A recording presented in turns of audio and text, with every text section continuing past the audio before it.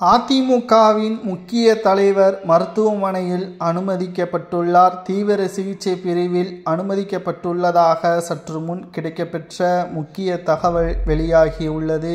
அதிமுகவின் நாடாளுமன்ற குழு தலைவராக பணியாற்றி வரக்கூடிய தம்பிதுரை அவர்கள் உடல்நலக் குறைவின் காரணமாக தீவிர சிகிச்சை பிரிவில் 1000 விளக்கு பகுதியில் உள்ள தனியார் மருத்துவமனையில் அனுமதிக்கப்பட்டுள்ளார். கிருஷ்ணகிரி மாவட்டத்தை சேர்ந்த தம்பிதுரை அவர்கள் அதிமுகவின் மூத்த தலைவர்களின் ஒருவராக 2009 மற்றும் 2014ஆம் ஆண்டுகளில் கரூர் தொகுதியிலிருந்து அதிமுக வேட்பாளராக தேர்ந்தெடுக்கப்பட்டார். தற்பொழுது கட்சியின் கொள்கை பரப்பு செயலாளராகவும் நாடாளுமன்ற குழு தலைவராகவும் பணியாற்றி வருகிறார்.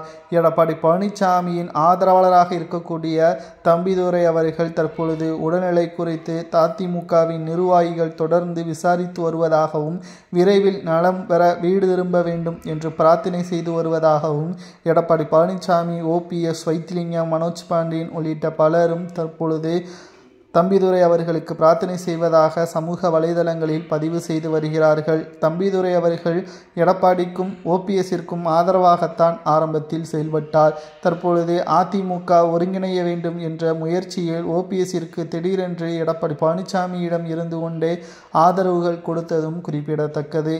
நாடாளுமன்றத்தில் தமிழக மக்களுக்கு என்ன தேவை என்பதை கனத்த குரலுடன் எப்போது வேண்டுமானாலும் பேசக்கூடிய திறமையானவர் தம்பிதுரை அவர்கள். நடுநிலையாக இருக்கக்கூடியவர் என்பதும் குறிப்பிடத்தக்கது. மறைந்த முதல்வர் ஜெயலலிதா அவர்களுக்கு விசுவாசியாக இருந்ததும் குறிப்பிடத்தக்கது. இந்த நிலையில்தான் உடல்நிலை குறைவின் காரணமாக மருத்துவமனையில் அனுமதிக்கப்பட்டுள்ளார். மேலும் போலீஸ் பாதுகாப்பும் குவிக்கப்பட்டிருப்பதாக தகவல்களும் தற்பொழுது கிடைக்கப்பெற்றுள்ளது. 2026 சட்டசபை தேர்தலில் அதிமுக வெற்றியடைய வேண்டும் என்பதற்காக தம்பிதுரை அவர்கள் எவ்வளவோ முயற்சிகளை மேற்கொண்டு வருகிறார். ஆனால் எடப்பாடி பழனிசாமி அவர்களோ அதிமுக ஒருங்கிணைக்க முடியாது என்று தெரிவித்து வருவதன் அந்த மன அழுத்தமும் அவரது வயது மூப்பின் காரணமாக இருக்கக்கூடிய உடல் பிரச்சனையும் தற்பொழுது மருத்துவமனையில் அனுமதிக்கக்கூடிய நிலைமைக்கு ஏற்பட்டதாக தகவல்களும் தற்பொழுது கிடைக்கப்பெற்றுள்ளது.